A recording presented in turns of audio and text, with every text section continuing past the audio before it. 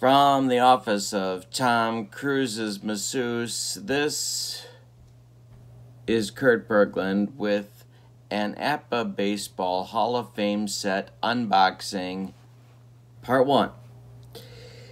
Just a few minutes to let you know that I have received the set, and I started to look through how it's organized, and I want to tell you a few things about it and show you a few of the cards. Coming up in the next several days, I will be previewing different parts of the set with different players and different cards and telling you more of my thoughts. First thing is that if you have not yet downloaded the roster that APBA has put on their website to list the players in the set, you should certainly do that. It's an interesting document for a few different reasons. Number one, it tells us that the cards, and as well as APBA's description of the set on their website, tells us that the cards are a 5-year block of time for each player. It is made clear in this document that you can run off that not all of the 5-year blocks of time are concurrent. Some of them are broken up. Some make sense. In the case of someone like Ted Williams, because of his wartime work. Others make less sense, like Milt Pappas's, which we'll talk about more as we go along. There are no 5-year blocks for the Negro League Hall of Famers. Those are just left blank, so I need to do some work to unpack where they're getting their data from on that. Also, you'll find when you print this sheet that it's easy to assume that the players printed in red are the Hall of Famers and the players printed in black are not there yet. But that's not true. They made some mistakes, and all of the players aren't listed. So they're about 4 short of the full set, and there are some mistakes that are made about, and I don't know who put this together, but who's in the Hall of Fame and who's not. For instance, Keith Hernandez is in red. He should be in black because he's not there yet. That type of thing. But it is an interesting document to look at because it tells you when APBA is saying the prime of that player happened, the 5-year prime of that player happened. And that may be instructive to you in terms of setting up teams or leagues or whatever you're going to end up doing with this set. But let's take a minute and look at 7 of the cards that I want to show you tonight. And then tomorrow I will have another video up continuing the unboxing after I've had some time to digest and review what the set is all about. So, let's start with looking at the cards. The first card we want to look at is that of Babe Adams, and I'm using him as an example so you see kind of what I'm talking about. We have a 5-year run listed on the document that goes with the set, and Babe Adams is listed as his 5-year run being from 1909 to 1913. So, not being terribly familiar with Babe Adams, although I learned that he was a Pirate pitcher for most of his career, kind of a soft tosser, but a good control pitcher. So, I looked across, and sure enough, his run was supposed to be from 1909 to 1913. Well, what they did for the stats is they took his 1911 numbers for games started, innings pitched, wins and losses, and I believe earned run average, but now it's late and I'm having a hard time remembering. Walks and strikeouts are different, and home run data I'm not sure about. So,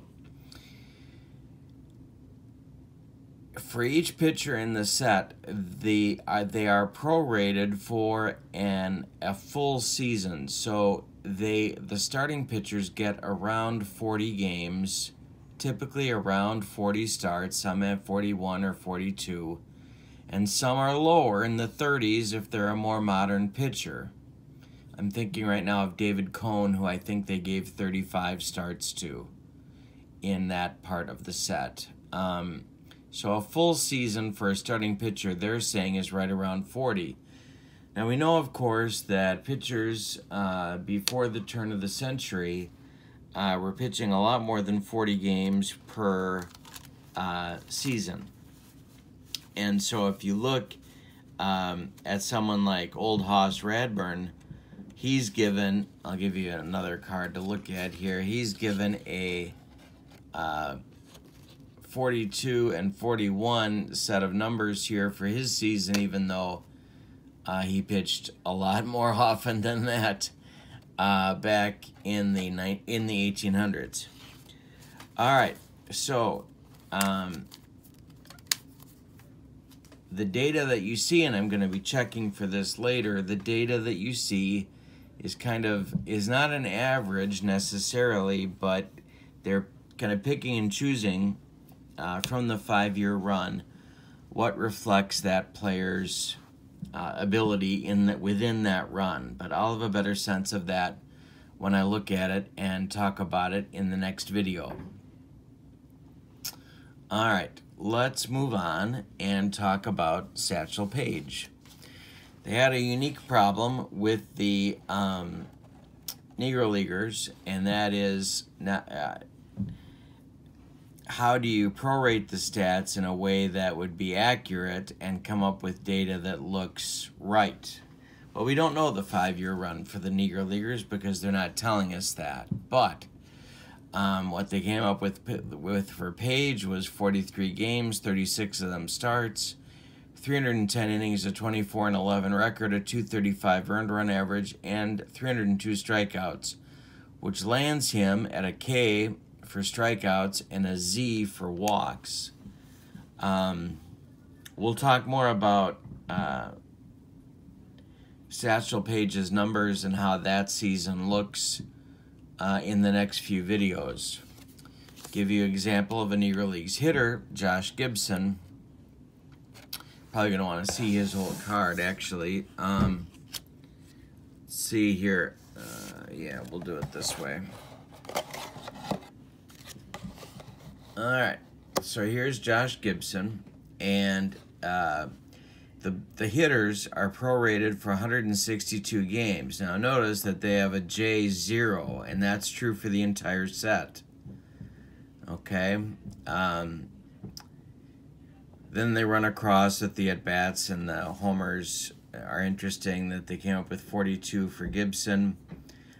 This is what his card looks like, and they also came up with for the advanced game, of course, a way to do his splits, which is interesting because while there are plentiful stats for the Negro Leagues in terms of their league games, and more are being arrived at all the time, it's just slow, tedious work to plow through weekly newspapers for data like this.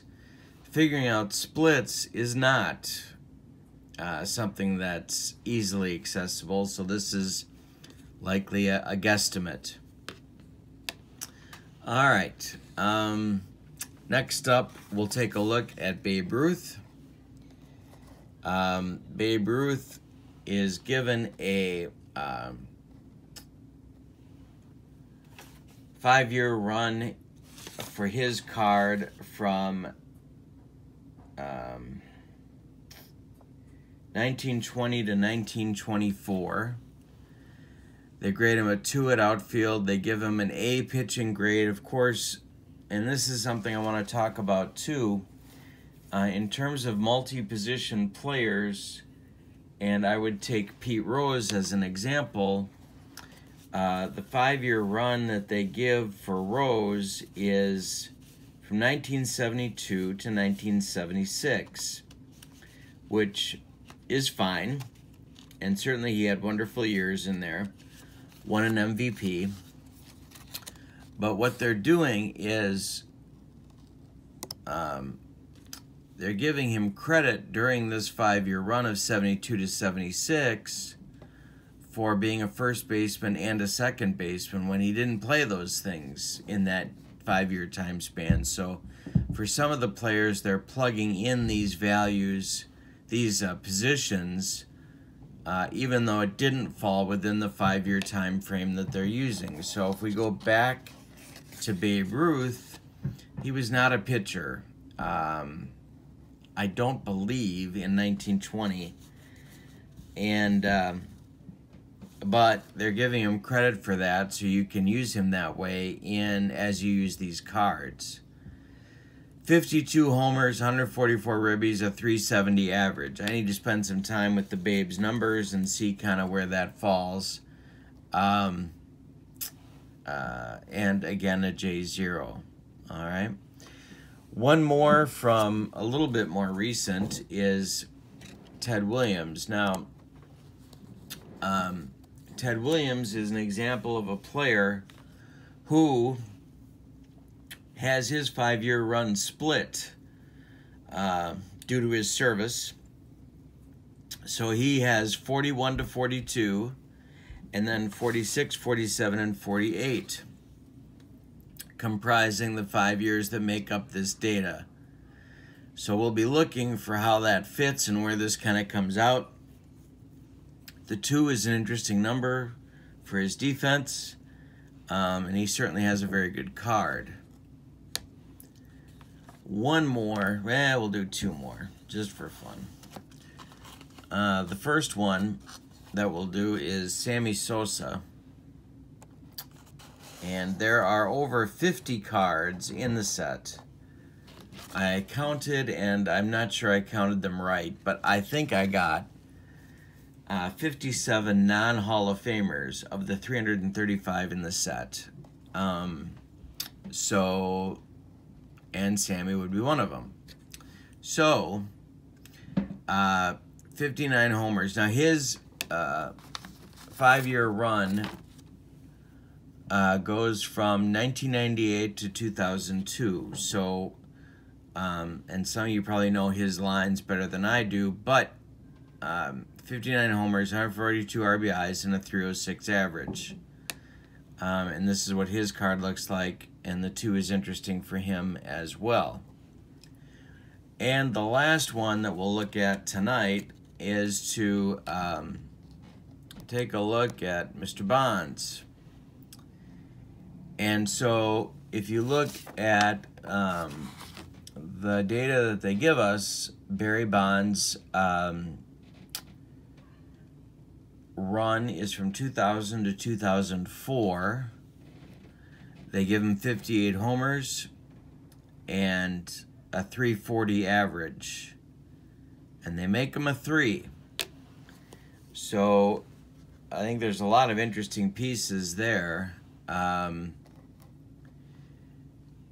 Obviously a wonderful card, but something to look at and think about as we move forward in terms of how the cards are constructed and what that means for potentially a league or a season or a tournament that you put together. So let's review before we sign off for the evening and I get this online.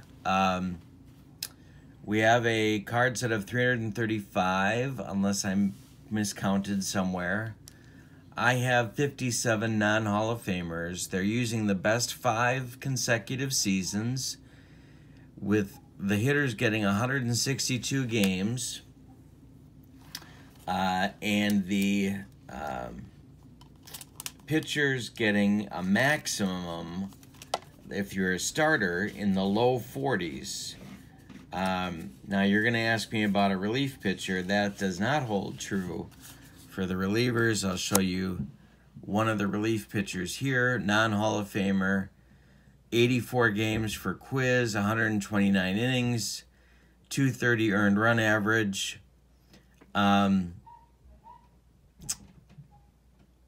You know, I don't know. I haven't seen any R ratings, so maybe there are some. And you wonder about quiz for an R. I don't know. And some of you probably know a lot more about that than I do. So they're constructing a full season of 162 games to create the cards based on the stats from the 5-year run. But that's 162 games for a position player, and they're deriving different totals for relievers and around 40 games, or if you're a modern pitcher, in the mid-30s for a starter. We've seen the stats at the top of the page, at the top of the card, and I've talked a little bit about what I have figured out so far about each of the ratings, and the Negro Leagues, of course, provide a special challenge. So I'm going to be spending some more time with these, and I will post another longer video tomorrow that goes into more detail about more of the cards and what I have started to figure out about them. But I wanted to let you know that I've got them. If you have a particular player or players that you would like to see the cards of, please list them in the comments below this video, and I will do my best to include them in the next video. Thanks again so much for joining me. We have to stick together, everybody. Holiday season. Hope you're having a good holiday. My name's Kurt Berglund. We will talk to you tomorrow. So long, everybody.